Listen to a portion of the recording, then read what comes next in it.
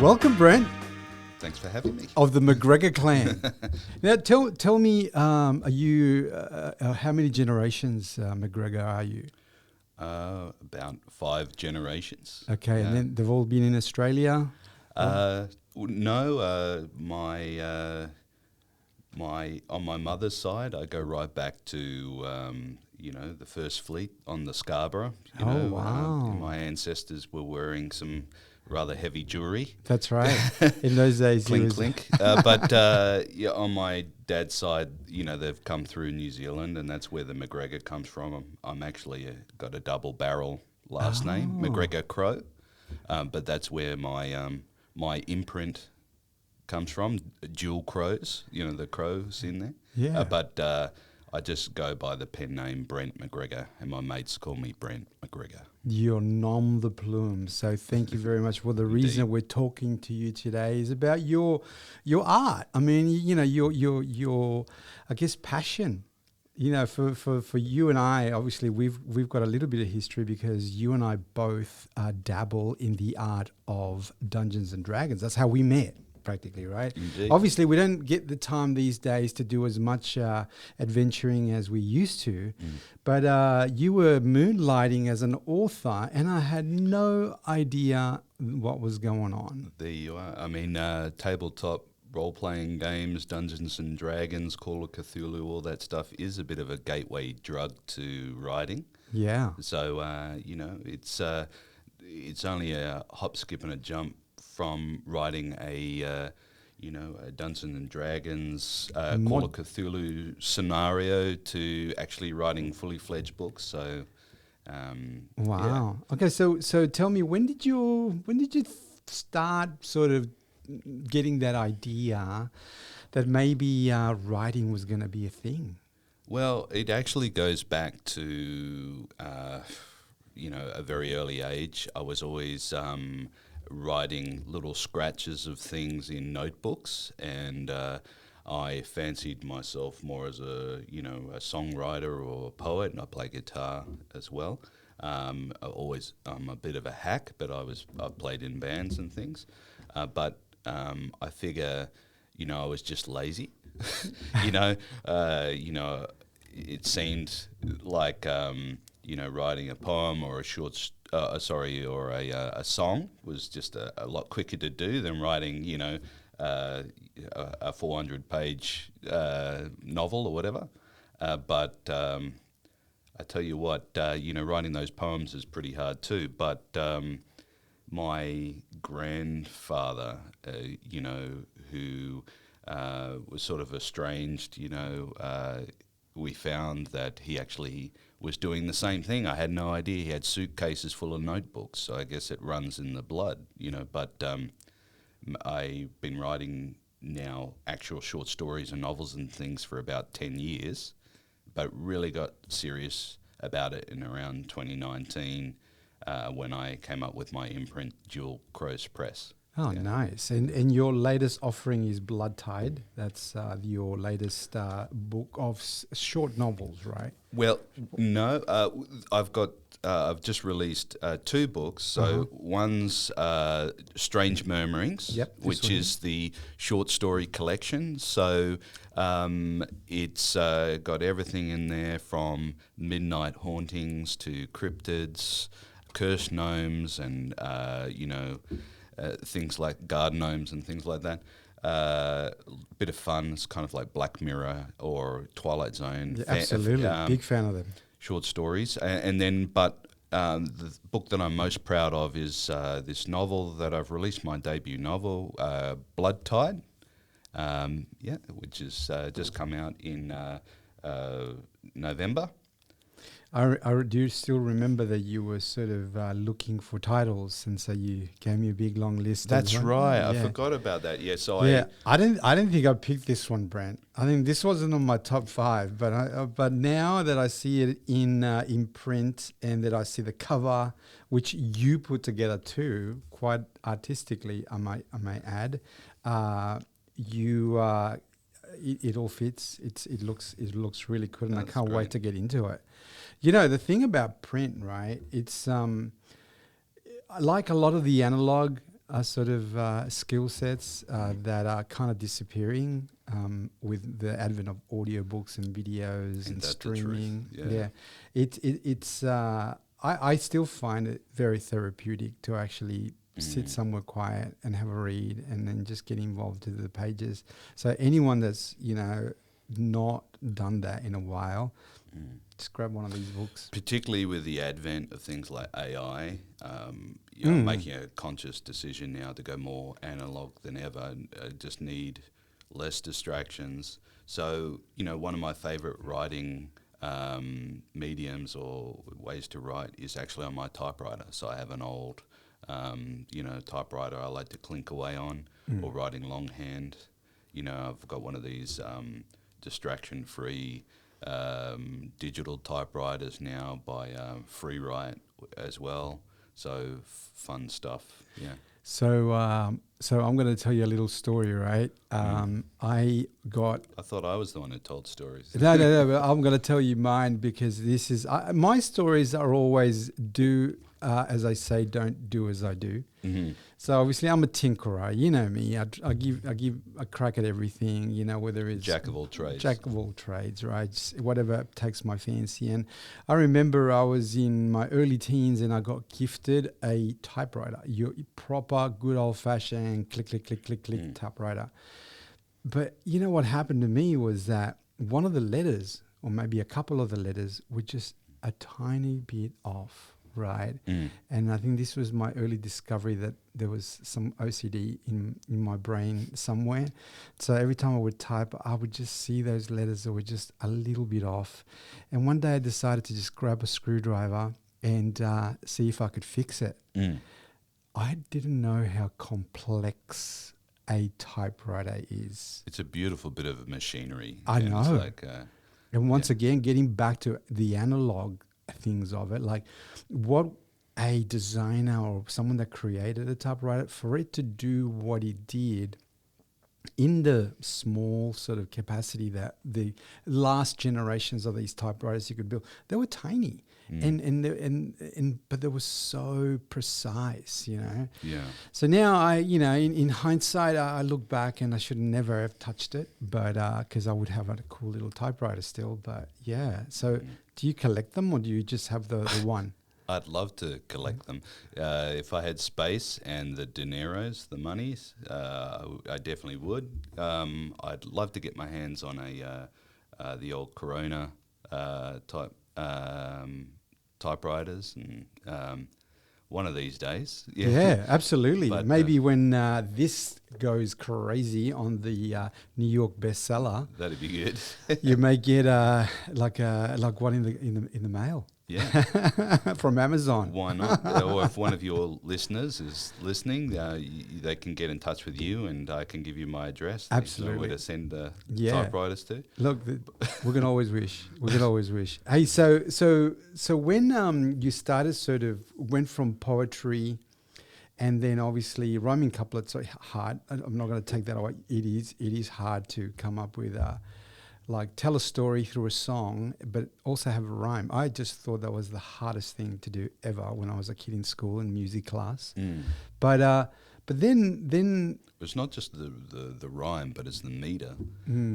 So tell me about that. Which is the rhythm of the thing. So you probably heard the term iambic pentameter. Yes. And and this is just Shakespeare wrote in blank verse, without rhyme, so there is poetry is like a whole other discipline, we have to understand the medium, and it's a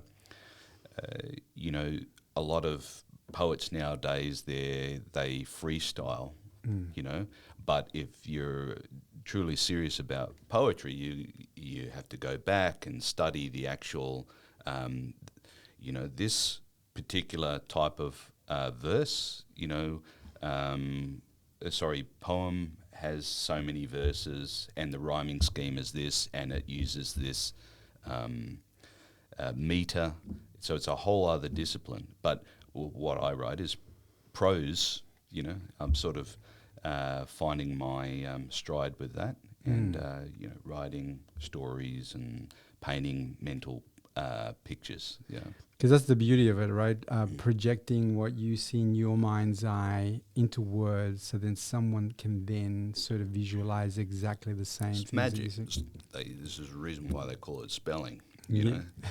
oh wow! I've never looked at it from that perspective. Yeah. Spelling. Well, for someone, to be able to pick up a book from 400 years ago and actually be immersed in the words that were put down on the page in another world, it's dreaming while you're awake. It's this is why AI and these sorts of things is upsetting so many people's because writing and books is the cornerstone of civilization, and it shouldn't be touched with. Like to just hand it over to machines to, this is what makes us human, and it shouldn't be touched the way it is. Very true. We're going to do a deep dive into AI because it's an interesting topic. I don't know why I keep coming back to it, but it's you're coming back to it because it's in your subconscious and it's probably a threat. That's the way I'm getting, because you think of your future, and your writing is your future because you want to make it into a very sort of successful career. Well, you said it's a very analog thing. Yeah. And but at the same time, if people are dumping like this digitally created content, and then it creates so much noise that you don't know what's real, what isn't. I mean, you look at some of the steps that some of these companies are taking. For example, YouTube stopped monetizing videos that had AI voices. Right, because that's obviously people are just generating content, just dumping out there, and it's all rubbish, right? Then you also have this problem, let's say on Instagram or other photo type of websites where, what you're seeing on those websites, it's actually not real. It doesn't exist, and people are once again getting this false reality. I love photography, right? I mean, that's my what I want to be my side hustle. I know how hard it is to take a good photo and get the lighting right and the composition and to get the model to look in the right way to sort of emote that feeling that you're trying to get from an image. Now, if I put that into a prompt and chucked in the AI and that did it for me, well, then that kind of kills the mood, doesn't it? Because my artwork or my art form, all of a sudden, is just sort of diminished. And I get the concept. I think there is a place for AI, right? Maybe more in the mathematics and the modeling and the.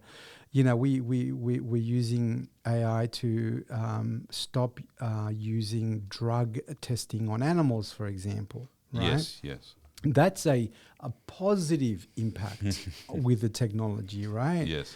For me, it's give me more of that.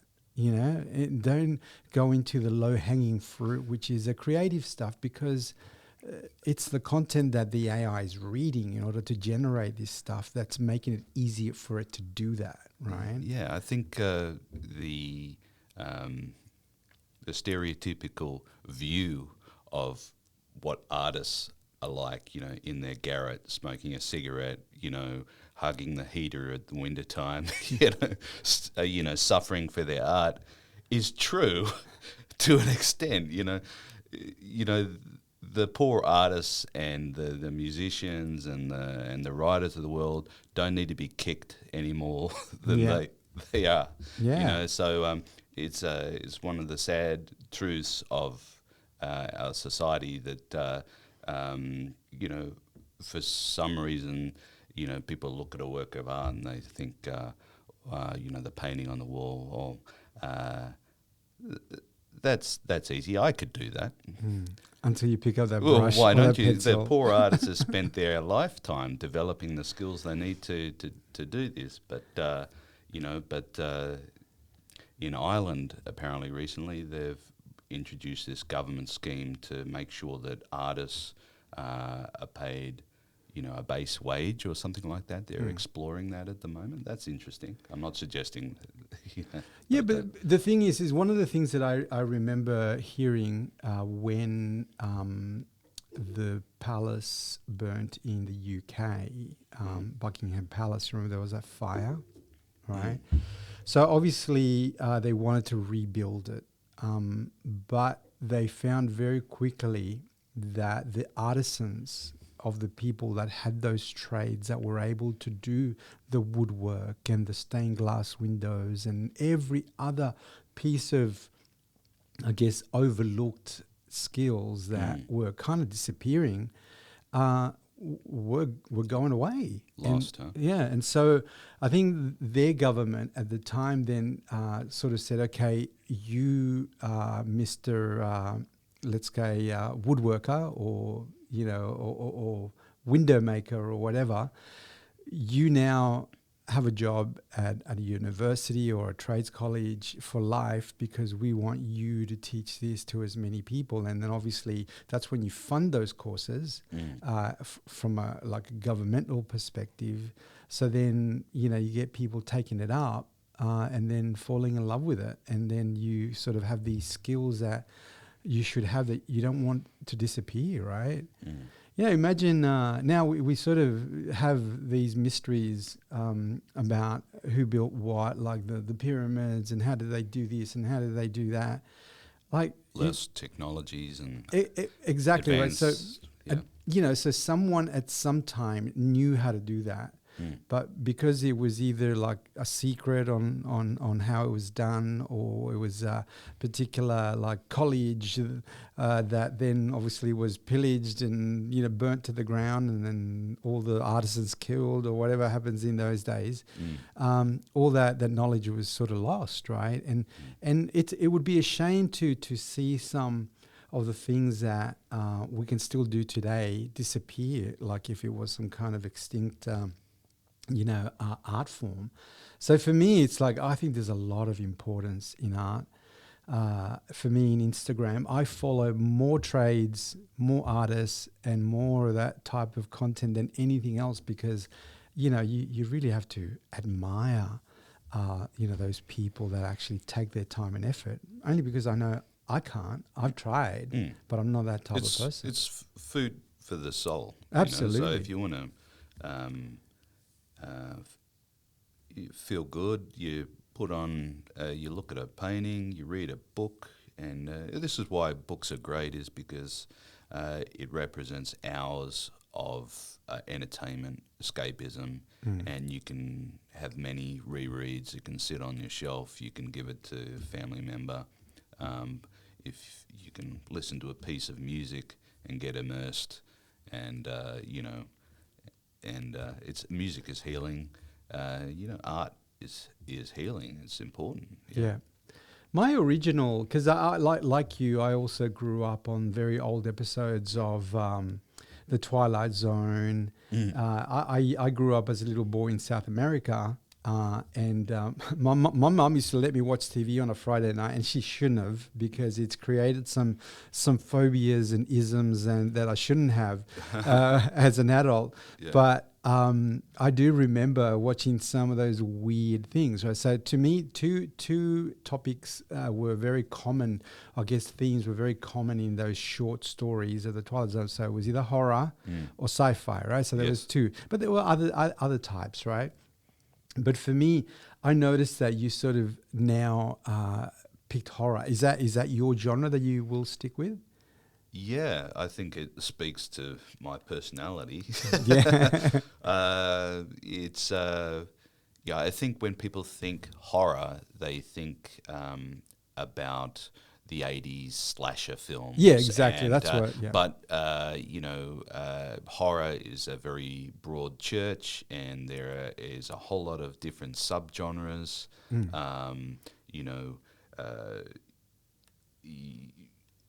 the Frankenstein movie was just recently adapted by Del Toro. It is, a cornerstone in the Western canon. Some would argue the first science fiction novel.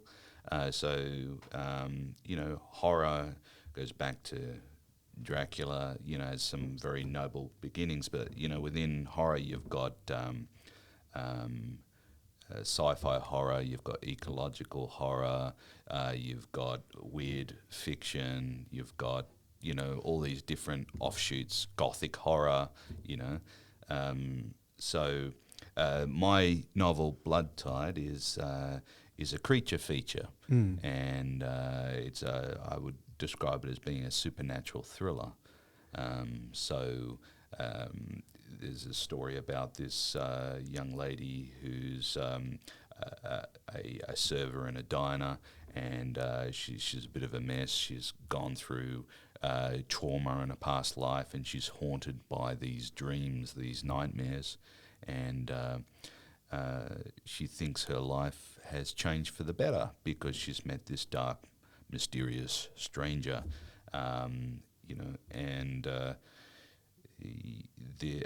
at the same time though, there's this detective who's sort of on the hunt for this serial killer who's sort of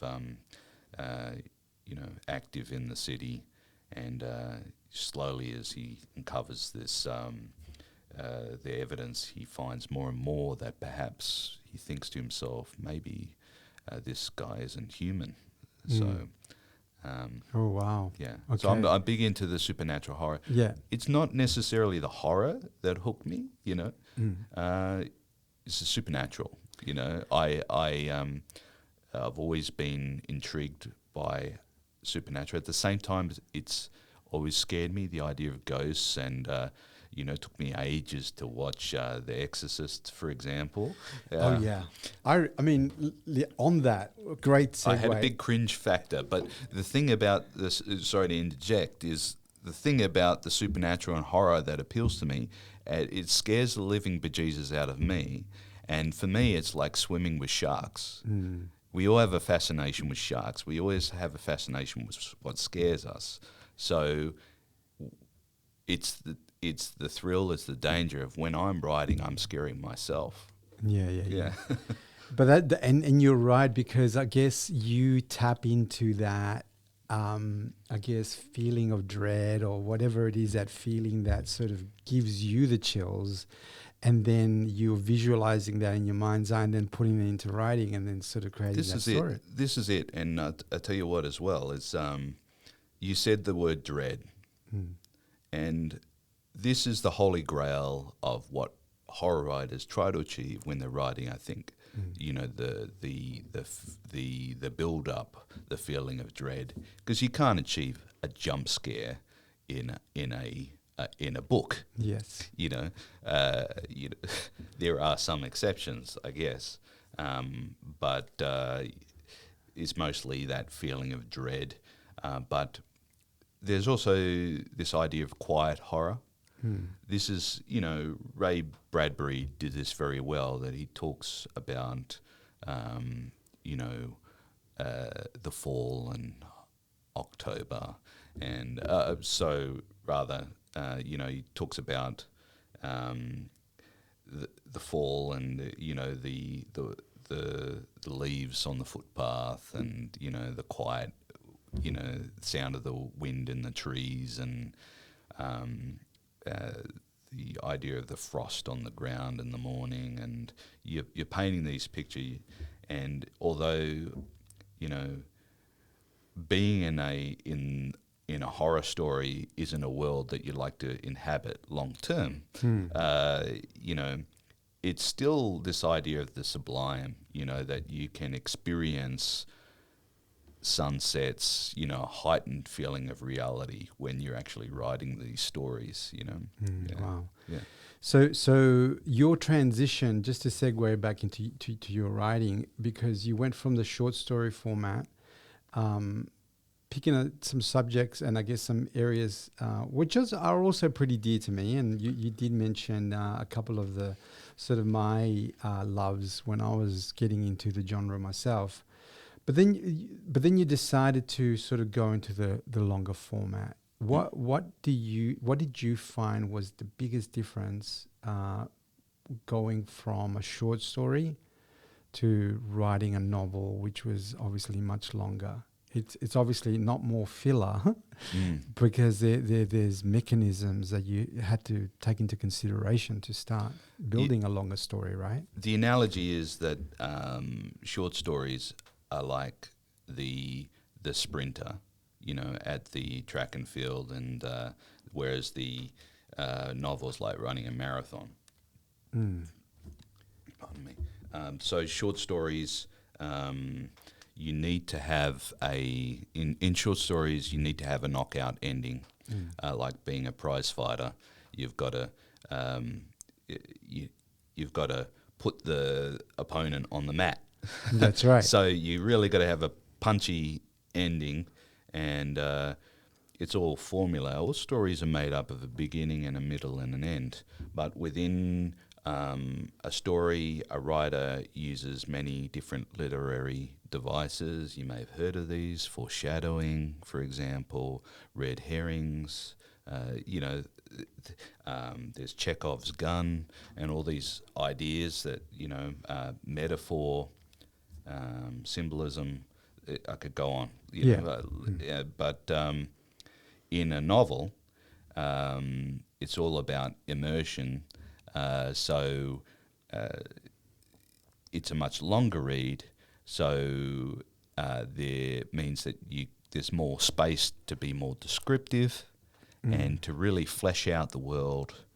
And often people get to the end of a novel and they get upset, because they just think to themselves, I've spent a week, 2 weeks in this book, in this world and inhabiting these characters, and now there's no more. Yeah. And then there's this sadness that comes from finishing a book. And I find that, you might have a real fizzer of an ending sometimes, with some well-known writers often get criticised for this sort of thing, where they have it's a great novel, it's all great all the way through, but then a real fizzer of an ending. Maybe they were writing to a deadline. But readers are more likely to forgive the writer for that if they've enjoyed the journey on the way there. Yeah, absolutely. Yeah. So you completed the book. How much of a personal struggle for you was it to? I mean, you went from short stories, you build them up over a period of time, then you published it, but then all of a sudden now you said, I'm going to write a novel now. Now, was there, from a motivation perspective, from, how did that go? Well, there's a difference between writing novels and actually publishing them. So this is actually my third attempt at a novel. So I actually have written maybe 2, 3 partial novels. My first novel I typed out on a typewriter. Big mistake. But I'll return to those, and they might be, a real mess, I'll have to fix up. But I think I was writing through one novel and I wrote myself into a corner, I didn't yet have the experience enough to be able to fix the structural issues, or I know now that I just have to reconcile with the fact that I would need to throw out big chunks of what I'd worked on, in order to get it right. But I didn't know that then. But sometimes when you're writing, a new idea presents itself like a sledgehammer in between the eyes. I had this great concept for a book, a novel, and that ended up being blood-tied, and I had to run with it. I had to stop everything, put everything down, start this new project. I thought it would be, a quick novella, but it ended up being a fully fledged novel. It's currently sits at 50,000 words, but in its first draft form, it was 75,000 words. You know? Okay. So I had to cut it down. So there's going to be an editor's cut. Yeah. Well, yeah, it's better to have too many words than not enough. So I wrote too many words because often when you're writing, you're actually thinking, putting everything on the page, but sometimes the reader doesn't need to know everything because they can connect the dots, and you find yourself repeating yourself, when you're a writer. So this is where, or you write your way into a scene. Nobody needs to hear the highs and the hellos from between two characters. How was your day? It was good, and then describing what the weather was like, So you can cut that paragraph. Yeah. So quickly, I cut it down from 75 to 50,000. These are the things you learn, when you put it together, because you're right. And then obviously through reading it back, and then obviously looking at it from a sense of a reader's perspective, you start sort of saying maybe this is a bit superfluous and maybe it doesn't need to be said, and I kind of get that. The reason why this story grabbed me so much is because it presented a way to put everything that I thought was cool, the rule of cool. You would know this from being a Dungeons and Dragons fan. If it presents to you as being a cool idea, you got to put it in there. So I really wanted to write a book about themes of temptation and sin, it has this idea of the dark stranger. You see this a lot in folklore.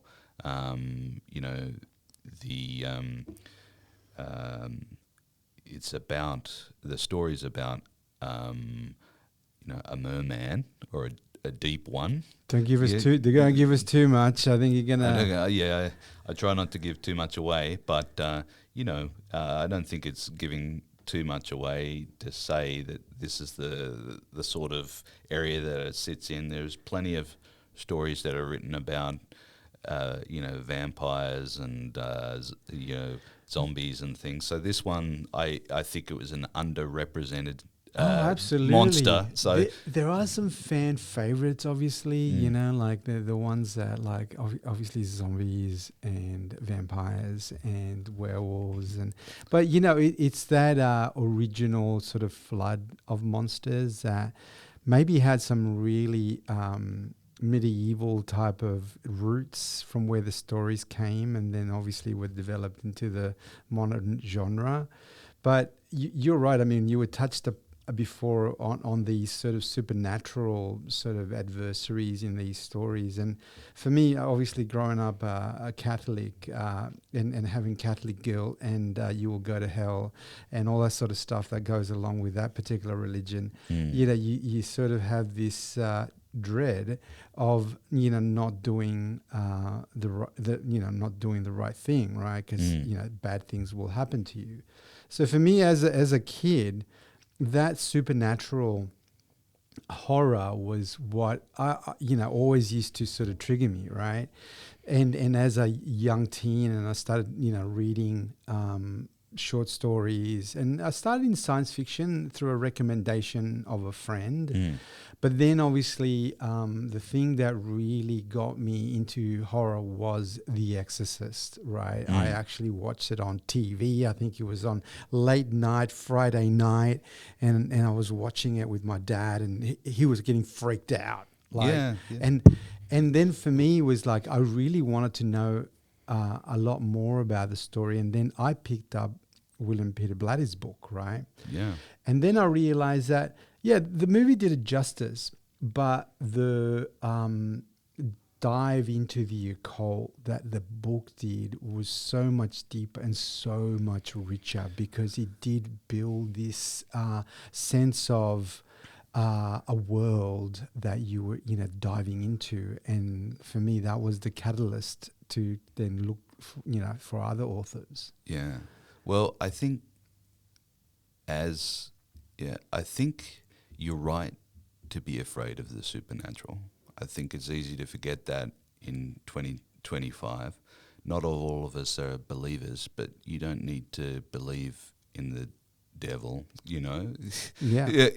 He believes in you.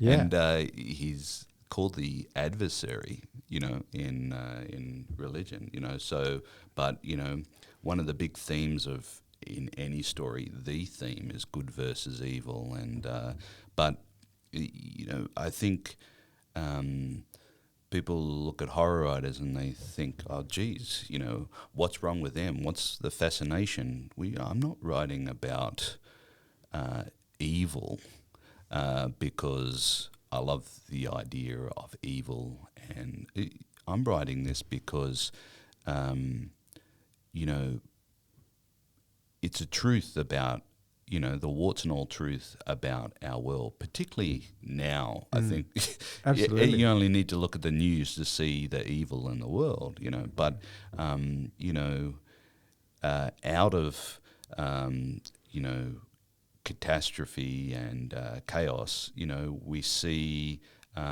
people at their best, you know, people rising above it, you know, good people doing good things, and you know, and the love between family and these sort of things. So, you know, often you speak to horror writers, and there's some of the, you know, the warmest, loveliest people you can meet. There's a great community of horror writers here in Australia, and I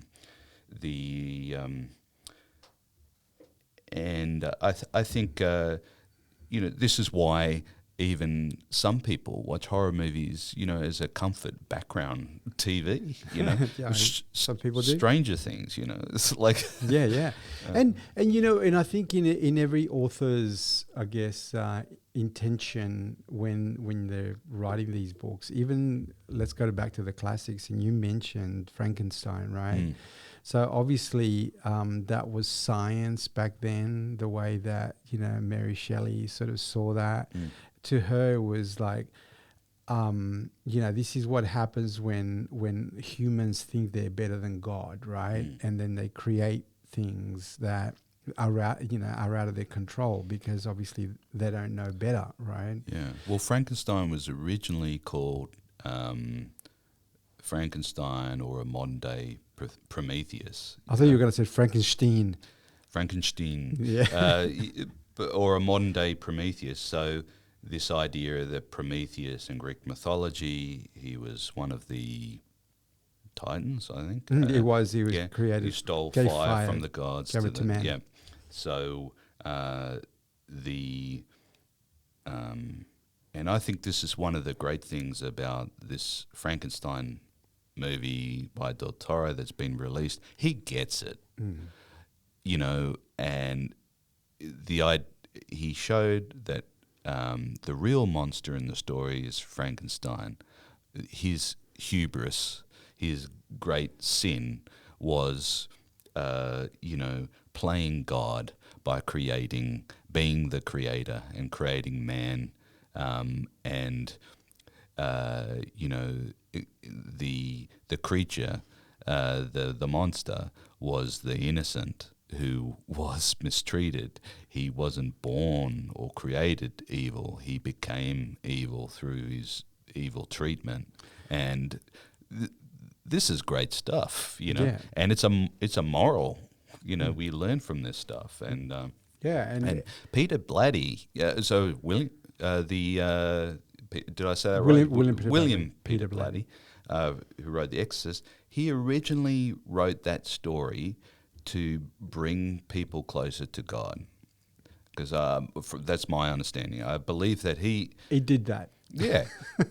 He thought, I think he is a Catholic himself, or you know, he's a Christian, and you know, I believe, and he wrote that story to put the fear of God into, put the fear of the devil in people, you know, to pull them closer to the light, so to speak. Yeah, I mean, once again, it's that methodology the true and tested methodology used by the Christians to scare the bejesus out of people to to be good, right? And it works for some, not for all, right? Yeah, But well, Jesus told parables. He told stories on the mount. So stories have been there since the beginning, since Neolithic times, and and one of the earliest stories that people told around the campfire, I guarantee you, was about the saber-toothed tiger, and the Neanderthals, and scaring. There were nightmarish stories. absolutely. And, Speaking of nightmarish stories, the second book that William Peter Blatty wrote as a follow-up to The Exorcist was called Legion, right? And it wasn't that terrible movie that was done as The Exorcist Part 2, because that was created by screenwriters and had nothing to do... This is the one with the English actor, wasn't it?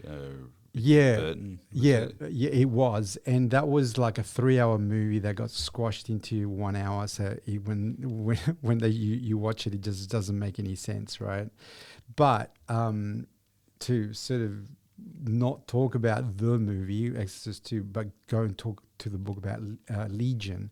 It takes off with some of the sort of supporting characters within The Exorcist, and then it does a deeper dive into the occult and sort of other areas which are, taboo, for some of these religions, right? Like, don't go there. But obviously he's sort of navigating through that world of good and evil, but also taboo and sort of what's allowed and what's not allowed.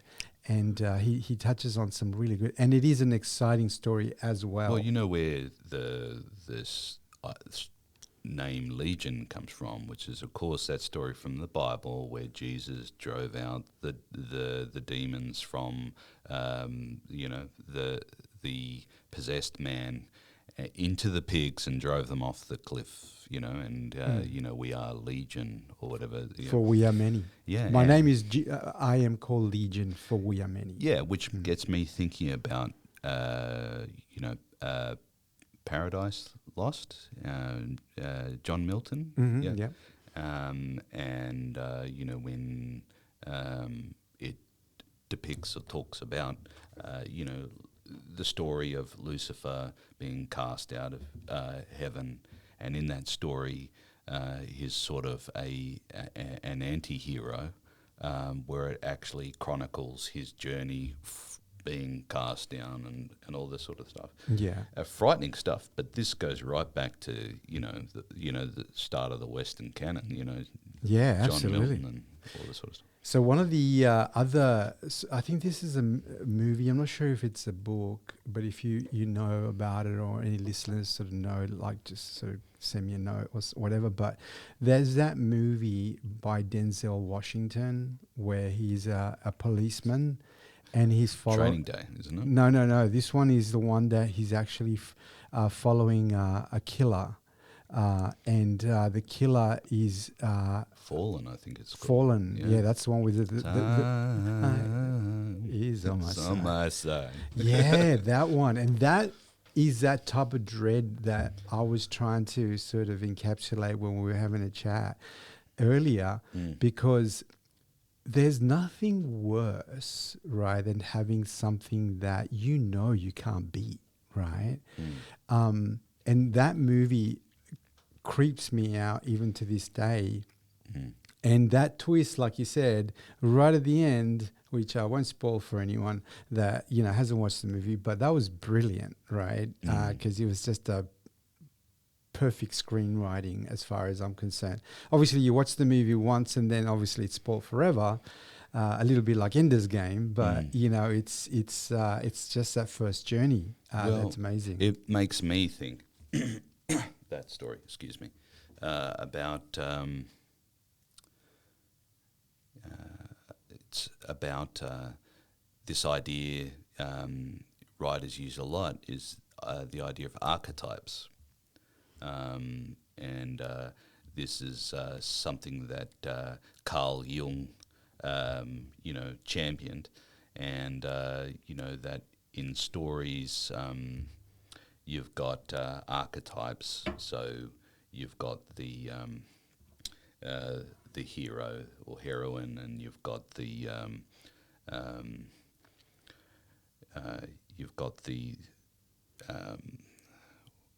the villain, and trying to recall all the archetypes right now, but one of them is the shape changer or the doppelganger, and you see this in a lot of stories.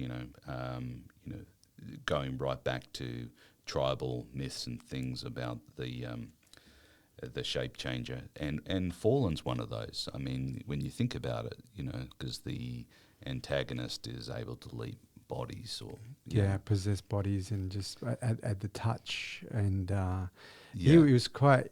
But it creeps people out because of the uncanny valley. Are you familiar with this concept? I know, but how does it relate to the movie? Well, the whole thing with uncanny valley is, one of the things that creeps people out is seeing a human face or human figure that doesn't quite look human, that looks out of place. It's kind of like the mask in Halloween, that sort of waxen look to a face, and which sort of alludes to the idea that perhaps one time in our human history that there was a genetic reason for wanting to be scared of something that looked human that wasn't quite human. Yes. No, I did hear a talk about that in particular, because obviously we know a human face. We grow looking at our parents' face even as we're infants, right? And so when there's something that's just slightly not right, it actually does trigger that effect on people. It's almost like a fight or flight type of effect, right? That came up in the movie Tintin, the CGI movie Tintin. Oh, right, yeah. They spent so much processing power in the CGI that the characters almost look lifelike. Oh, right, yes. And it was creeping people out. And so Peter Jackson actually had to make it look more CGI. Yes. To give people that idea that you're watching a digital cartoon, that you're not watching like some make-believe humans in the screen. And so that's a really documented sort of effect. Yeah. There's an interesting book. It's on my TBR list. Forgive me, I can't remember the name of the author, but he posits the idea he must have been a anthropologist or archaeologist, or where he posits the idea that Homo sapien and Neanderthals, they lived, side by side. They overlapped, but there is evidence that there is Neanderthal genes in our DNA, and that they crossbred, but he posited the idea that that there were wars, between, and went further that the Neanderthals might have preyed on Homo sapien. Yeah, look, I don't think they've found any sort of like Neanderthal campfires with bones of humans yet. No, I'm not saying I believe in this, but I think it's fun for entertainment purposes, entertain the idea. Oh, absolutely. So it's called like a pseudoscience. Have you heard of on YouTube the Y-Files? But I brought this up because it might explain for the uncanny valley. That maybe Homo sapiens walking along the forest somewhere, gathering some berries, and then they, out of the corner of their eye, they catch sight of this big hairy Neanderthal looking there, baring his teeth. And that'll put the fear into you. Yeah, it's like he looks human, but he's really big, and his bones bones are twice as thick. But there was this a really cool theory. So on YouTube, there's a very popular channel called the Y-Files, right? And it's almost like tells a story of an urban myth or something, and then at the end he kind of either debunks it or like tells you whether it's something that potentially could be plausible, right? It's sort of it's almost like the myth factors. I think I've seen this. Yeah. But he did one episode. Does he have a mascot? Yes. He's got Hecklefish, the talking. Hecklefish, there you go. I've seen it. Yeah. But he did have one episode, and it wasn't a debunking type of episode, but it was one where it was more of a theory, where, yes, imagine humans and Neanderthals overlapped, and we know they did, right? Obviously, we know how the species finally came to its demise. And you're right, we do find their genes in us. And so cross-population not breeding. so much me. But there's definitely evidence of that, right? Right.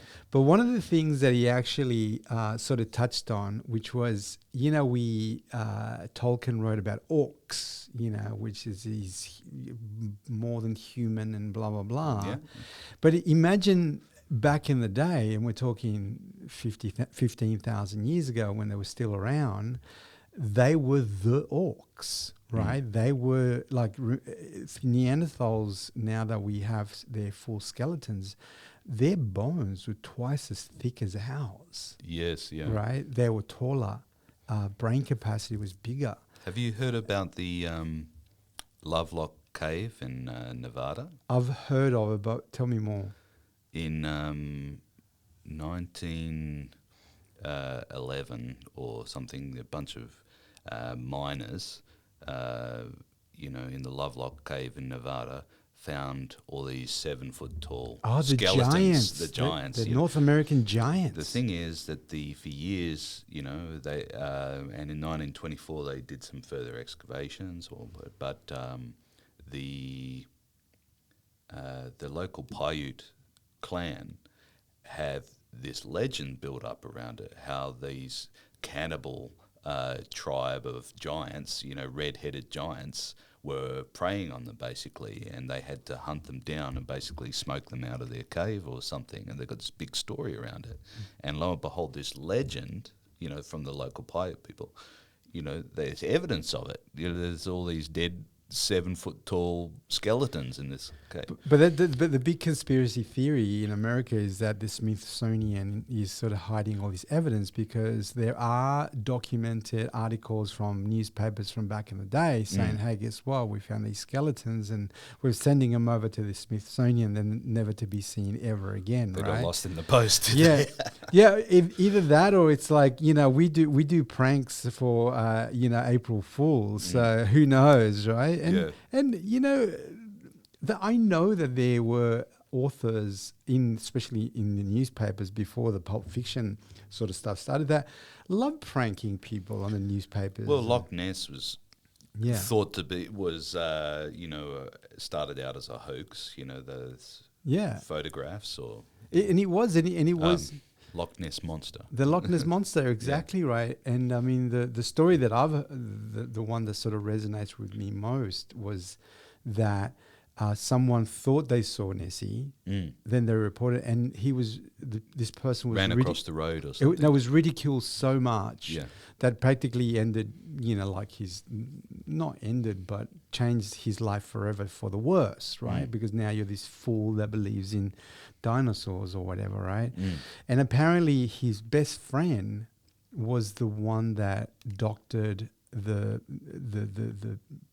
head popping out, that picture, a very famous picture, to sort of give his friend credibility. Oh, well, that makes me feel better, see? He was helping his friend out. No, because, and I mean, imagine it was your brother or, these guys were very close apparently. Yeah. And he felt so bad for his mate.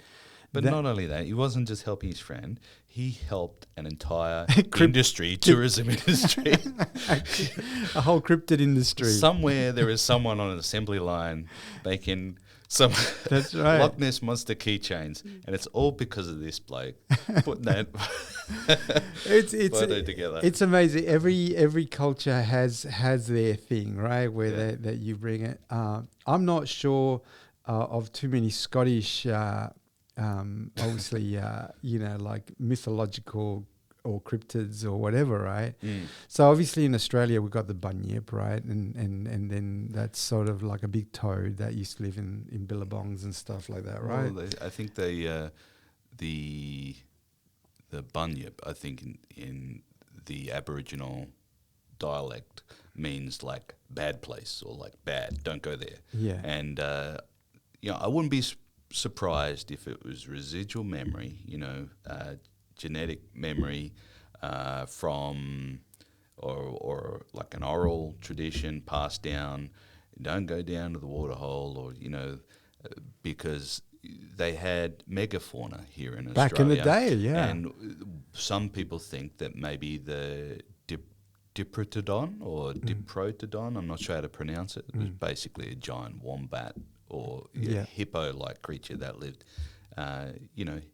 One of the most dangerous animals in the world is the hippopotamus. Yeah. And you see pictures of those things, so much so that one of the pharaohs in Egypt had to basically kill off or, ordered the mass culling of all these hippopotami, along the Nile or whatever.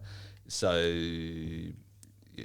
I'm jumping around a bit here, but maybe this giant megafauna marsupial creature, like a hippopotamus, would occasionally come up and grab someone. Yeah. Right. No. Look, I'm a big believer that some of these myths do come from either like oral tradition of stories that have sometimes been sort of maybe told too many times, and obviously they change every time they're told. But I do totally believe that.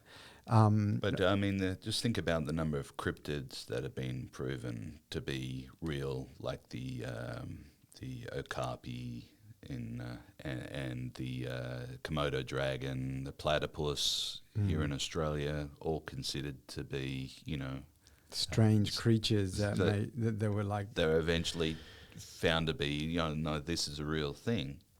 So, but it's funny how like, if you explained it to like a European, if you came down on a boat and then sort of drew some paintings and then took the paintings and they'd probably look at a picture of a kangaroo, they're like, yeah, right, whatever.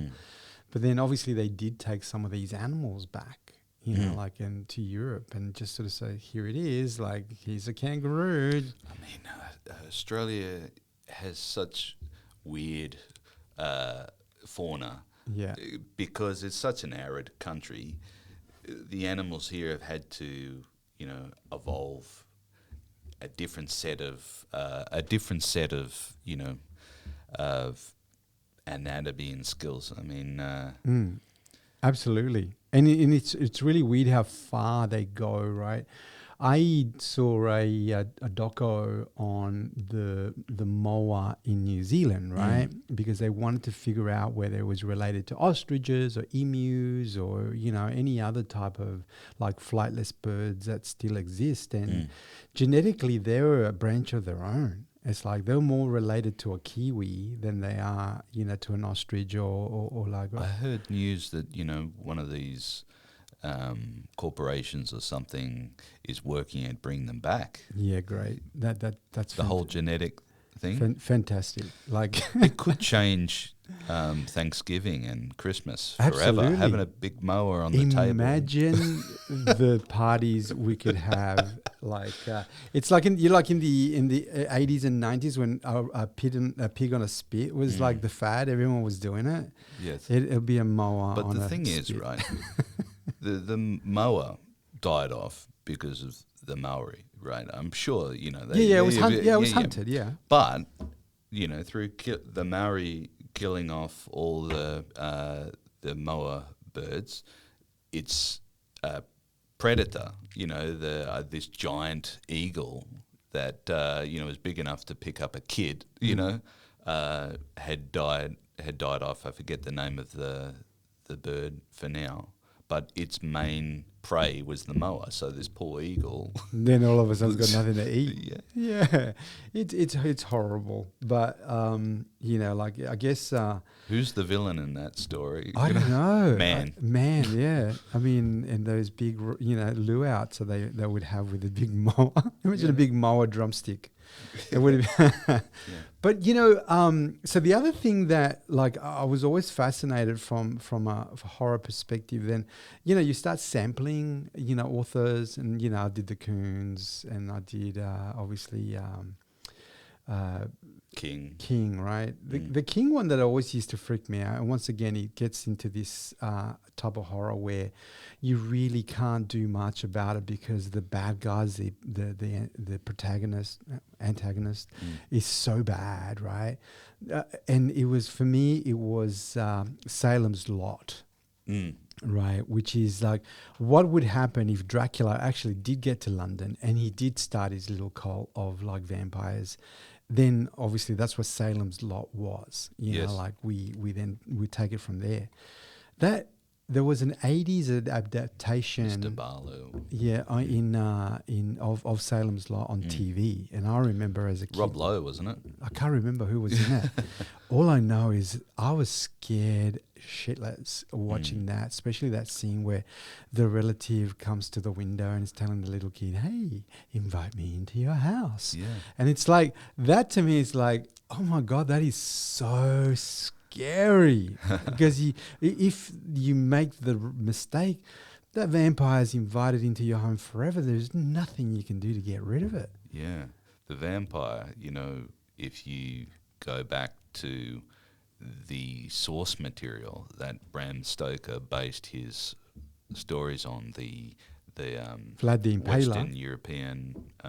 Eastern European stories, the vampire, that stuff is pretty frightening. I kind of feel like this recent movie, Nosferatu, did a great job of that, getting back to the early folklore around the vampire, and it was closer to the Eastern European folklore and the legends, and and it was more of a bestial, I was creature, absolutely than a suave count. You know what I mean? Yeah, I really got sucked into that movie atmospherically. It was so good. I mean, look, I grew up on the Keanu Reeves, from back in the day. I still really love that movie. Yeah, I think it's kind of like the Gary Oldman's fantastic in that. Yeah. But the great thing about that movie is that, if I watched a documentary on it, that they were having trouble working out the ending to the story, and they had to get a how do you say, like a doctor in to fix the screenplay, and they said we should have like the Mia, the love interest, and the Count, they should have this lovely moment at the end of the story. It should be a love story, and he should be redeemed in the end. But Gothic stories have their origin in romanticism, and the fact that there's that real streak of romance in that story, because there wasn't really a hint of that in the original Dracula book. No, they added that romance, the love story between Mia and the creature, the Dracula. Yeah, and to me it made it better. For those who haven't actually read the original, it's written in it's almost like a notebook. Right, it's the account. Epistolary. Yeah, it's a very famous, like a example of the epistolary form. Yeah. The idea of, and another example would be World War Z. Yeah, exactly. Another it's book, written in letters and emails and text messages or whatever. Yeah, like it's recounting. That was the form. So it's the novel example of Blair Witch Project. The found film.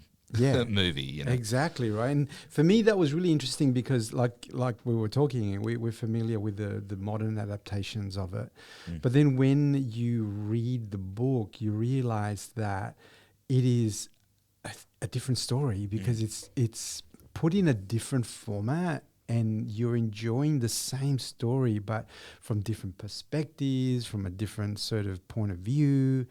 I really, really loved diving down to some of those source materials because that's where the magic really is, all the magic.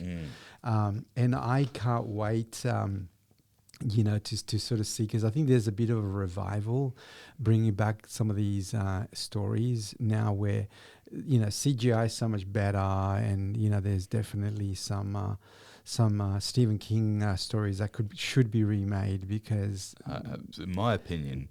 I think King's the best. He's the man. He's the king.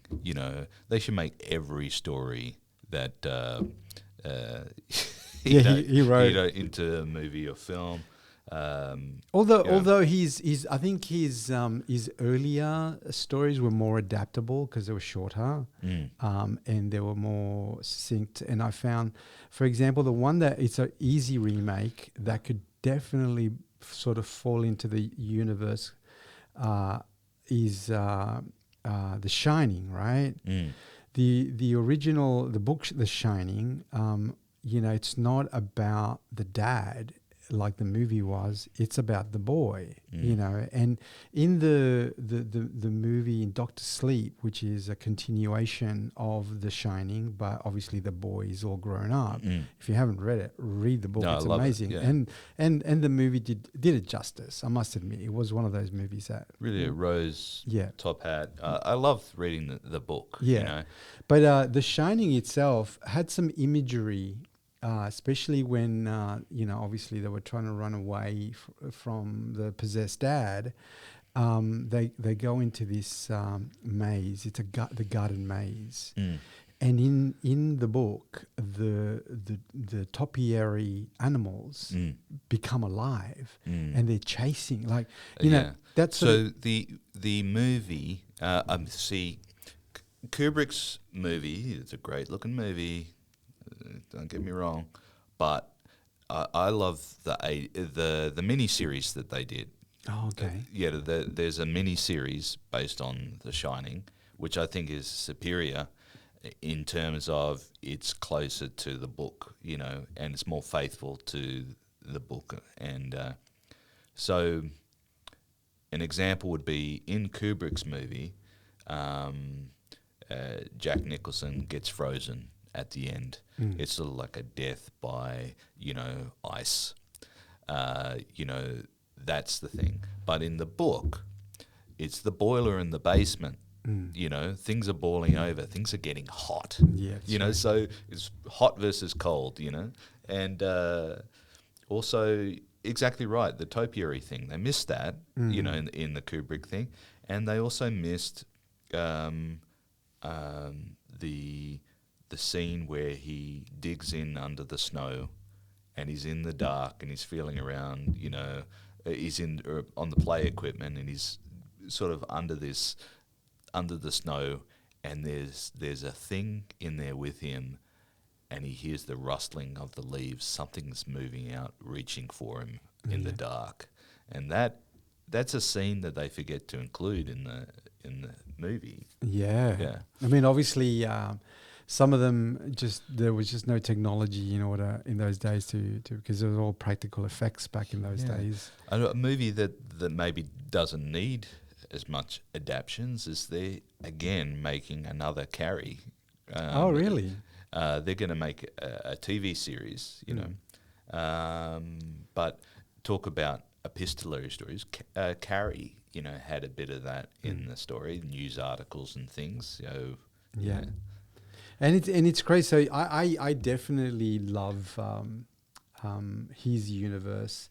One of the stories that I read was what was it, 1962? I think it's a date. It's the one that it's about JFK. Oh yeah, So, 11. Yeah, that I one. I know the one. Yeah. 63 or Yeah. yeah. And that one, I actually was quite fascinated by it because obviously I'm obsessed with JFK. I love that book. It was great. Yeah. And there's this little bit where the protagonist in the story, correct me, have I got it right? Protagonist is a good guy, antagonist is a bad guy. Yeah, got it. So the protagonist in the story arrives in Derry, and he comes across the kids from the It novel. The Loser Yeah, Club. it was Losers, a year after the It thing happened, the first time with the kids. Yeah. And I remember reading They it. call that an Easter egg. I Yeah. mean, he's got that in all of his books, you know. Yeah. In the universe, he's sort of tied them together, little nods here and there. It's Yeah. great stuff. It's a reward to the reader. When you Yeah, read the stuff. absolutely. Yeah. Because then all of a sudden it's like, yay! And to me, it's like. But personally, I found that his last books got a little bit too verbose. I wanted more meat, less characterization. And obviously he's amazing at characterization. But to me, the appeal of the earlier novels, which were primarily, he was sampling different occult, right? So you've got Carrie with telekinesis, and then you got like the fire starter, and then obviously that's sort of, in that space, and then you got the vampires, which is, in Salem's Law, and sort of he's sort of like trialing out, all these different. He's just having fun with it. He's having fun with it, but to me it was always good because it was more about the traditional story. He's like, he's a good guy, or whatever we can't call as a good guy. The long one that I enjoyed was the Tommyknockers, and I'm sort of going into that space. I like the first 2/3 of that book, but it sort of digressed, famously so. Yes. At the end, he kind of lost his way, and even King. Sort of admits that is not his favourite book for that reason, but I love the first 2/3. Yeah, I think what happened was that obviously, you have to be all in with the alien genre, like there's to sort of encapsulate a reader. I mean, for me as a child, my devil disappeared and aliens replaced that. My nightmares were the devil when I was a kid, and then became aliens when I was a young adult, right? And for me, the Tommyknockers was amazing because all of a sudden he's trying to be scientific about what's happening. And the real horror is the way the humans are being used. And we just realize as the book progresses that the aliens are just humans, but much evolved, and they're just as nasty as we can be. And they just sort of, and all of a sudden it's like, you're right. And I think the sort of alien thing, which is like, we don't know who they are, It's the talking about feeling alienated. The protagonist in that story feels alienated because of the aliens, because everybody else in town is becoming part of a hive mind, and he's the only one that's left out because a tin plate in his head or something. Oh no, she has all fake teeth. Is it something like that? Yeah. So they obviously gnaws the teeth and ground them to a point where the dentist just says they all got to come off because you're going to have so they're all like metal teeth, right? Oh, right. And I'm talking about the protagonist. And that stops the aliens from getting into her head. I should give it a reread. I'm looking out for a copy. You may be right. I think the movie was turned into a her, but the book is a him. A him in both cases, but there was a love interest in the story. Oh, that's right. Yeah. So we digress into the details, yeah. but all in all, like aliens is that other thing that obviously people love to sort of get freaked out on, right? I mean, we was a Stryber did Communion, and the way he wrote that story was like a personal account, like this happened to me. Yeah. You know, obviously then Have you seen Fire in the Sky? Yeah. And I also, you know, I read that book before actually that movie was created. I was actually excited to see that they were creating that movie because I always thought it was a harrowing story. I grew up in Latin America all the way up until the age of 8, and obviously the OVNI or UFO sort of mythology was pretty big in Latin America. Obviously, we had I had a little animated book or illustrated book of Isaac Asimov's. Not Isaac, sorry. What's the guy with Chariot of the Gods? Chariot of the Gods. Yeah, he wrote the book. Von Daniken. He wrote a book, right? So I had an illustrated version of that, and how like the spaceships could land in the Andes, in the lakes, and so all this sort of. I was indoctrinated very early into the alien culture or the mythology, right?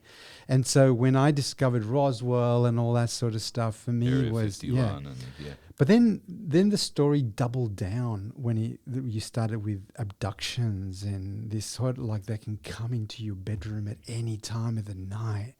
It's almost like this imp in that sort of medieval drawing with that imp in the end of the bed as the person sleeps, right? Where like they can come in and get you. Great film. Have you seen the one? I think it's called No One Will Save You. Is that the name of the title? Something like that.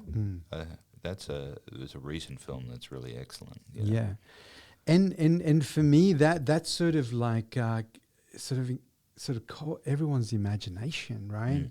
When the Vatican says, hey, believers, we may have to open our idea that God may have created other, species somewhere in his broad universe. All of a sudden it's like, did the Pope just tell me that aliens exist? Yes. And then all of a sudden these sort of floodgates start opening. Well, one of the big theories around aliens is this ancient astronaut theory, which is based on some of the religious texts, and you only need to look at the Bible to see things like Ezekiel and his fiery chariot in the sky with wheels, and they all that sounds kind of like a UFO, or the Mahabharata, the Hindu texts, talking about the Vimana, the basically the Hindu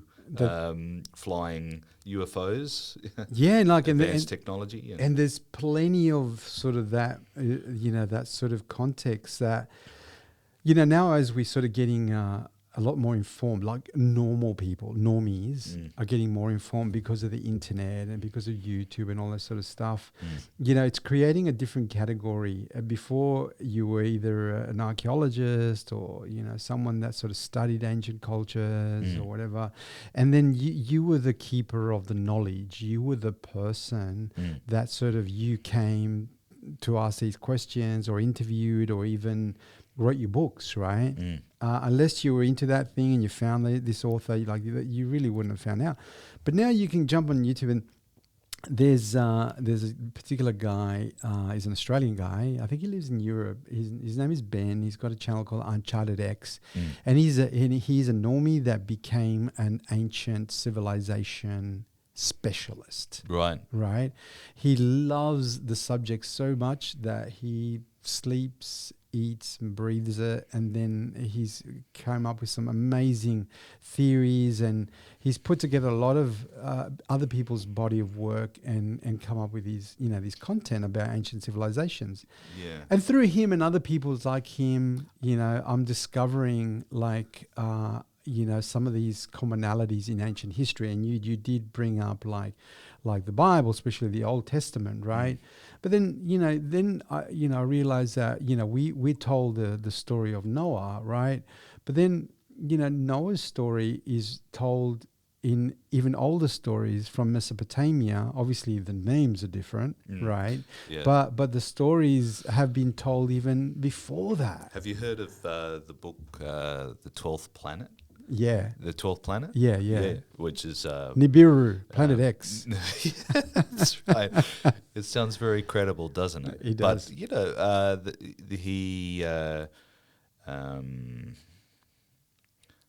it was Zachariah Sitchin, I think his name was, but he's been widely debunked or, discredited. But, interesting ideas based on interpretations of the Sumerian ancient Mesopotamian tablets or... But do you want to hear something really weird? What's that? So there is an anomaly in our galaxy, like our particular galaxy. No, actually, our solar system. Sorry, I went too big. In our solar system, that there is evidence, right? Because of you're not going to say Nibiru is out there, are you? No. Well, I'm not going to say it because I'm not an expert, but there are enough evidence because of the paths of our planets and magnetic forces and the ways that one of our planets is funky, right? And the only way it can be described is that if its course, its orbit is changed by something that to this day no one can actually know why, right? Now, one of the theories is that if a planet did a circumference of the sun, which was Sitchin's idea, theory that every 3,000 plus years, Nibiru would come into our solar system. In the world of astronomy, there is credible theories and evidence that there is something out there that is this odd, weird planet that is in orbit in our solar system, but it's such a long... It's almost like a planet version of a comet. Remember... Which is sounding very much like, what he was saying. And this has only been discovered recently in the last 20 years because people now can observe, orbital, paths and then all of a sudden, well, how did that planet, why does it do this? Why does that planet revolve the other way? And et cetera, that someone's got to a point where they got to a planet and for the life of me, I can't remember which planet. But it's like, wow, that's really weird. Why is it doing that? And then one of the theories is that, that could be the reason. Yeah, well, he was talking about the Anunnaki who were from the planet Nibiru. Yeah. And he's sort of drawn some parallels between them and the Nephilim in the Bible and don't let facts get in the way of a good story, right? No, it's great yarn, and this is why the book sold millions. And I'm sure even though people know that it's been debunked, that it's still a good read. So exactly right. It's like the other thing in the biblical sense of the word too. It's like that book that got left off out of the Bible, right? Which is the Dead Sea Scrolls. Or something. Well,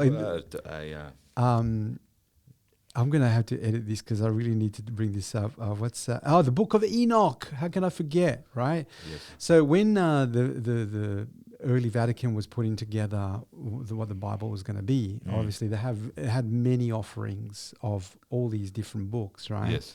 And one of the books was the Book of Enoch, and the Book of Enoch is primarily, if you've seen that Noah movie with Russell Crowe, where they have the Nephilim and the rock creatures helping them build the Bible, it's more of that, right? And so, but that book didn't actually make the cut for all the books in the Bible. Yes.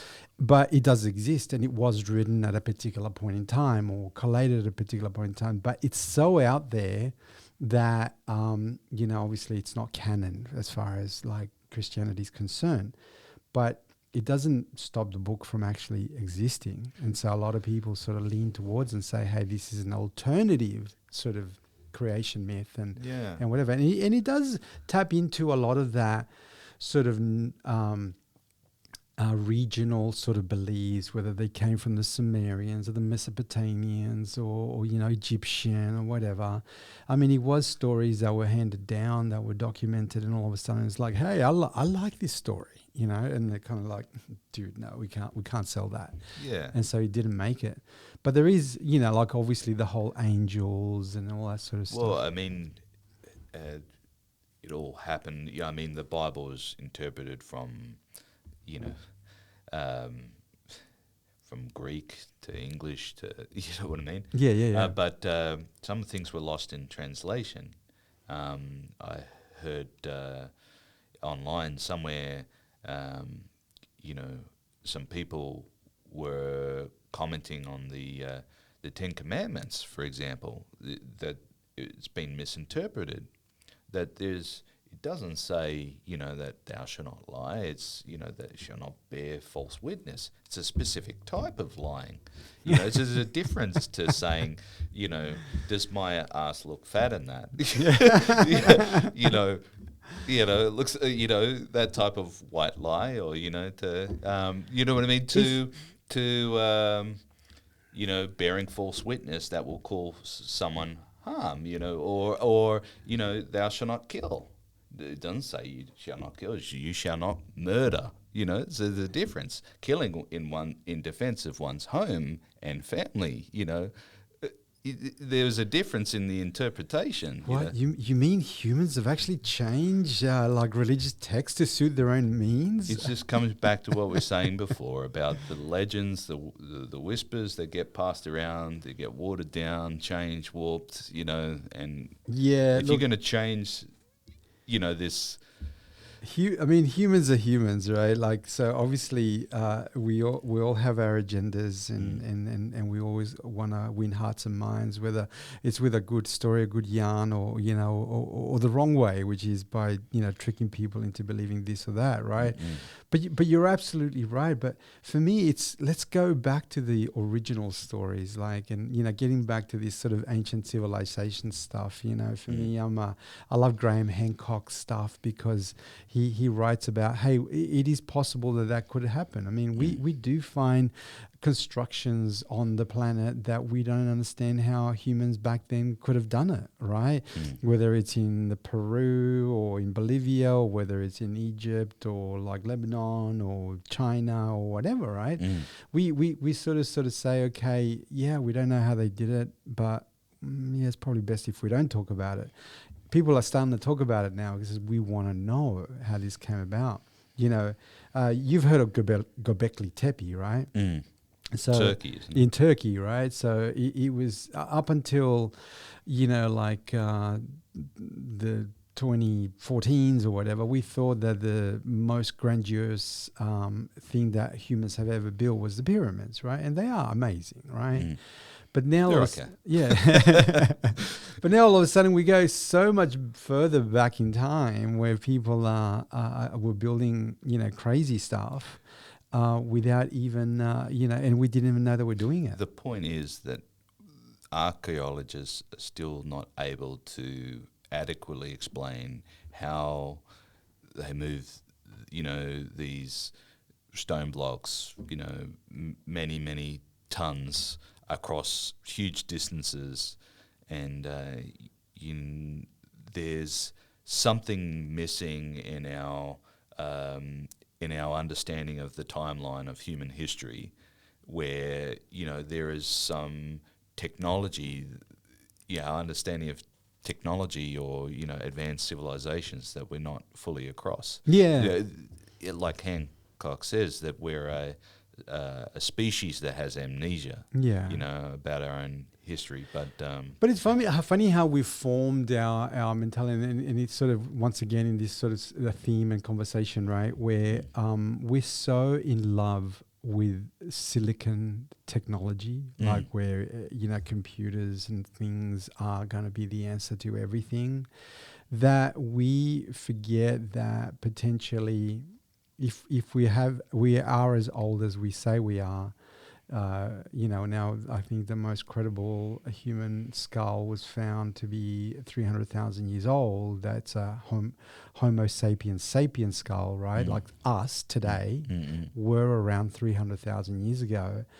And, a lot of people, if they were as smart as you and I, and they had more time in their hands, like didn't have a TV to spend the time watching every night, but had time to be creative and think of things and try to solve problems, because we're the most amazing problem solvers and species for doing that on the planet, right? If we were the same, with the same mental capacity, we could solve the same problems with the same type of communication that we had 300,000 years ago. I'm sure we would have solved some problems with what we had at our disposal, right? This is the thing that we don't fully understand, that there's some things that are out of place in our understanding of things, because one of the things that's been cited is this cave in Russia. The Denisovans had this jade bangle or whatever that had this perfectly drilled hole, that showing that they had like the technology, tens of thousands of years ago.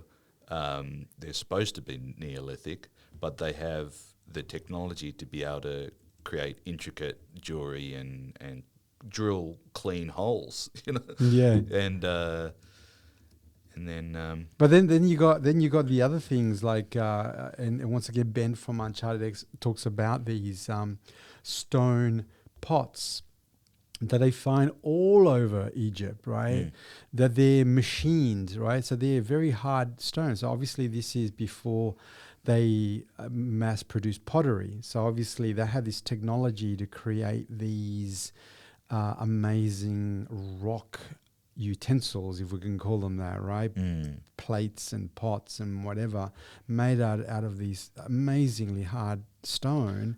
And then we stopped doing it. Obviously, I mean, if someone discovered pottery and they realized, hey, clay is everywhere and we can just bake the thing and it's easier than however these other rock things were made, I can understand why a human would go like, let's do the easy thing, man. Let's go pottery instead. But we still don't know how they used to drill and cut and form those things, right? Because I'll tell you what would be great is I'm sure there is some talk that you can imprint a sound onto pottery. Yeah. Like one would do a vinyl record, Mm-hmm. and that here is a guy hundreds of years ago, thousands of years ago, making a ceramic pot, on a spinning wheel, and wouldn't it be great, and I don't know if it's scientifically possible, if some technology was invented to be able to pull the sound off that pot, because he's spinning it on the wheel and they can pick up the ambient noise in the room from thousands of years ago. Wouldn't that be great if people could work that out? I don't. Yeah. If it's all at all possible. But one thing that I'm sure is going to come out, and then they've got patents for it and things at the moment, is using noise vibration to make objects levitate. And this is a real thing, technology. And Hancock and people like this have posited that maybe this is one of the methods that the ancients used to build these giant, structures, by priest chanting or something like that at the right resonation to make things levitate. And yeah, absolutely. that's really far out there, man. But it could be. But yeah, I mean, sound we control, right? We've had instruments for a long time. So to me, that is plausible that through sound experimentation could have happened at a long time ago, where people, what happens is, hey, that baby stopped crying when I played this note. What's up with that? You know, and you know, I think through trial and error, there definitely would have been a lot of that type of you know, experimentation that we would call science now, right? But back in the day, it was like, hey, let's try that 100 times and see if we get a different result. There was a particular... Just a different type of technology. We've gone down this rabbit hole of using computers, your ones and zeros for technology. You know, maybe they were using a different type of technology. They went down a different... different path. There was this particular journal, I just looked it up. It was Alexandre David Neil, which is a French-Belgian explorer, in the 1924, right? So he was in a pilgrimage up in Tibet, and he was fluent in Tibetan. So got a lot of insight into life in Tibet, and was... with monks and practitioners up in the mountains. And he wrote a lot of details, field notes and diaries and things like that. And one of the book or the diary was called Magic and Mystery of Tibet. And in one of his idea of Shangri-La, or he was primarily on a spiritual thing to discover, like, you know, different, you know, states of being or whatever. But because he was up there, he witnessed a lot of things that were not practically shown to Westerners, right? And one of the things that she witnessed and she put down was that when monks would go into a trance state, they could move at specific speeds, and they would appear to glide or bounce, like so that it looked like they could propel their bodies, like and defy kind of gravity, like. Right. I mean, obviously that would be something that someone could do if they were physically, toned to be able to do that with their body, right? You know, we could do a lot of stuff with their body. But one of the things that they witnessed was the horns, you know, those big horns? Yes, yes. Apparently they were repairing a temple. There was an earthquake and some of the walls had fallen down into a ravine.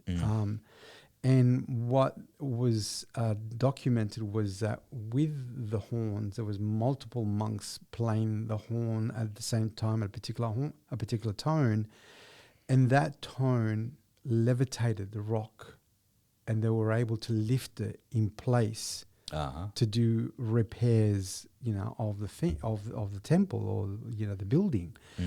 And I could have totally butchered that, but there is claims right now. Is it fictional? Was it, you know, like actually witnessed? Was it a fabrication or whatever? We're never going to know, right? But the thing is that is one account of someone actually using sound focused in a particular way to be with instruments that have been around for a long time to be able to do that. You've seen this instrument that gets brought out sometimes where the musicians standing, you know, would dip their finger in some water and then they'll run their finger over the top of a wine glass, and, you know, and they have certain levels of water in the glasses. Well, apparently that sound that the glass makes, that is the vibration or the tone that a singer would need to sing at the right pitch to be able to shatter the glass. That's my understanding of it. So interesting stuff. There is power in sound, and like obviously there's all theories about like sound healing and things like that. You know, we are going into the forests in the Amazon, coming out with a plant, and it has amazing medicinal purposes that then we extract and turn into a drug, and then it helps many people, right? Now, humans, modern day humans, are super polluted. We eat and consume and live in an environment that's constantly bombarding us with toxins and things like that. You're right? Talking to a writer. I live on Yeah. caffeine. But I run imagine on caffeine. imagine in those days where we weren't obviously being bombarded with something with what we're being bombarded with today, right? And you knew of a plant that you could mash up, turn it into a tea, and you drank it, and it actually helped you, right? Yeah. You know, I'm guessing that we need more concentrated drugs now because obviously, we've either built immunity or we have all these other toxins in our system that don't allow for these natural remedies to work the way they would have 100, 200 years ago, right? And so I'm a big believer that, there's so much we don't know about this planet and about things that our ancestors may have known and discovered through trial and error that we still need to discover so much more. There's this I'm positive of particular tribe in the Amazon that cuts this plant, right? Now the plant, what they do is they wash it and then they dry it and it turns into a flour, and they can make like tortillas and stuff like that, right? The problem is this plant that they're cutting, this tree, is full of cyanide, natural in the plant, right? So they've learned to harness the plant, wash it, practically dilute it, and then get it out of the system just to dry it, then just so they can make it into flour. How many times did you have to get that wrong?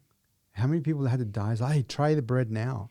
Oh, are you still alive? Must be good. Yep, let's watch it 20 times. So this is the thing, is like, did they discover that through trial and error?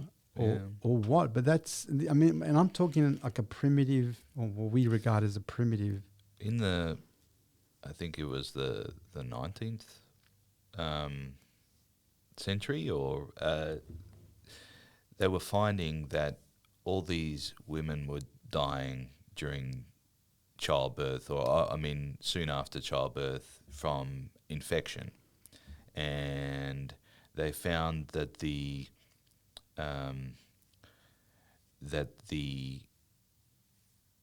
ones attended to by the doctors were the ones that were dying, and the ones who were attended to by the midwives were surviving for some reason.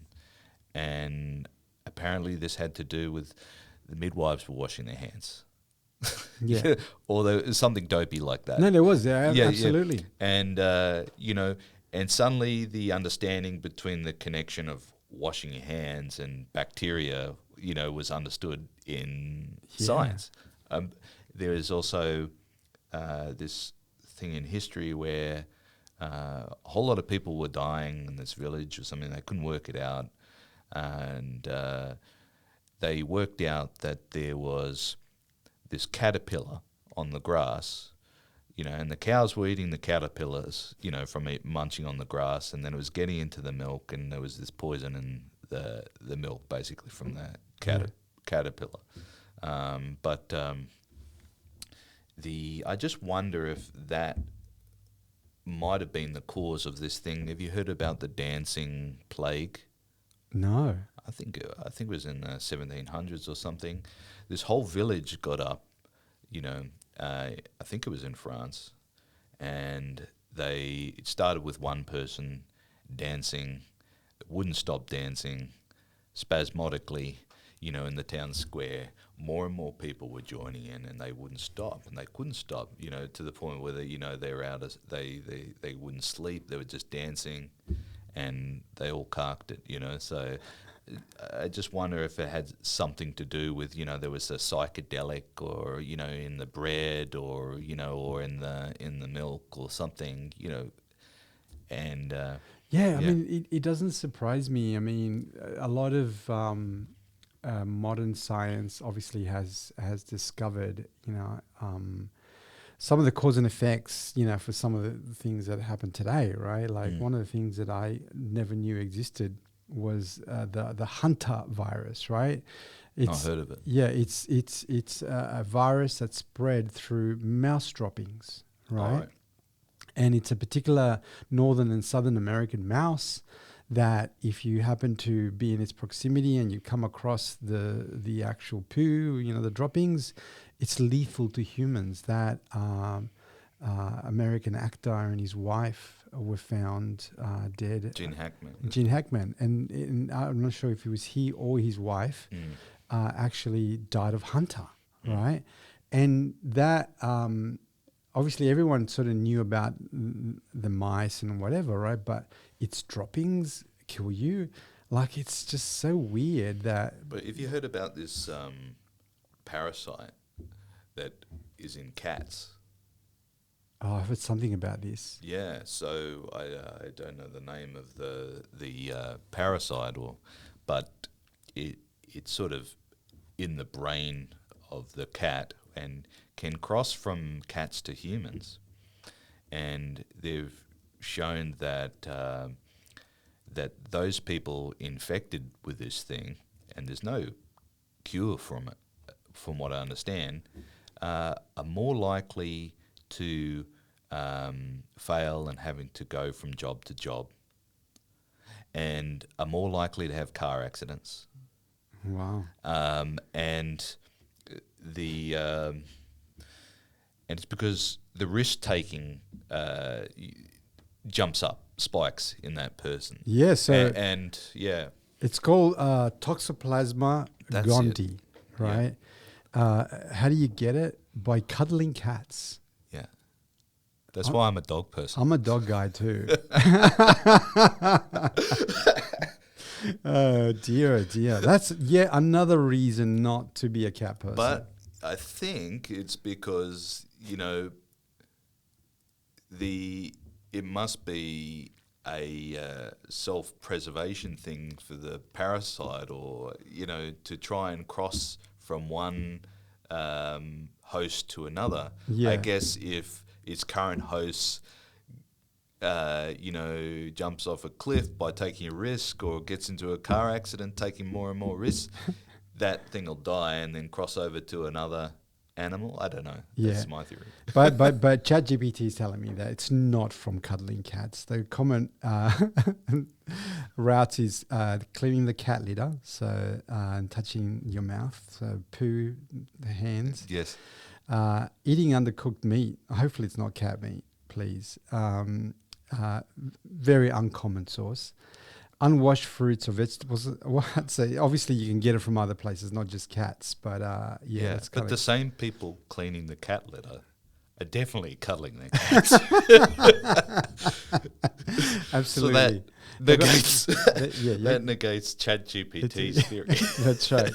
Incorrect. I'm going to mark it incorrect and tell it to give me another suggestion. Hey, Brent, look, it's been amazing talk. I think we can talk for another hour if you really wanted to, but I think we can really do a deep dive when we maybe have a chat in the future, right? Yeah, sure. Because I really would love to also get a handle on your favorite authors as well, and sort of why you love them and stuff like that. Because I think if we can get one person that listens to this podcast to pick up either your book or any book, I think we've done our duty. Absolutely. Yeah. So tell me, where can we find your books? Well, you can find my books on Amazon and all good book places. So Apple Books, Kobo, you name it. So available both in ebook and paperback format. You can also find the books on my website at brentmcgregor.com. That's McGregor with an MC. And you've got an option there where I can sign the book and send it off to you. So you feel free to reach out. Anyone who's local in Australia who wants a signed book. But I think anyone who loves a good page turner would enjoy my novel, Blood Tide. One of my favourite reviews online for the book. somebody said they tore through it like midnight pizza. So a real page turner, and I wrote it to be that way with the readers in mind. I had to write the book that I myself would enjoy as a reader. So there's plenty of fun in there. Fantastic. Yeah. Yeah, that's great. So, and you have a cracking voice. Are you going to do an audiobook? Yeah. Well, the thing is that it's very time intensive. So I've got all the equipment, microphones and whatnot. I had a go at doing some podcast episodes and things before. You can find my stuff on my YouTube channel. Mm-hmm. But definitely I'll get into doing audiobooks at some time. Last year I won a prize at the Asylumfest, which is a alternative horror festival here in Australia. It happens around every October here in Australia. Oh, nice. In Beechworth, Victoria. All right. And it's held at a 1800s repurposed psychiatric ward, asylum. Hence the name Asylumfest. The stuff of nightmares. So I won the ghost story competition for my short story, the Yellow Raincoat. No one slept that night. Yeah. Yeah. Hey, Brent, of the Sydney McGregor clan, thanks for coming on the podcast. It was a real pleasure. All the best with the books and future publications, and hope to see you in the future on the podcast again. Thanks, Fern. It's been a delight, and love to come back on for future episodes if you want us. But thanks to your listeners as well. Do hope you enjoy my reading my books if you decide to pick one. Thanks, man. Cheers. Bye.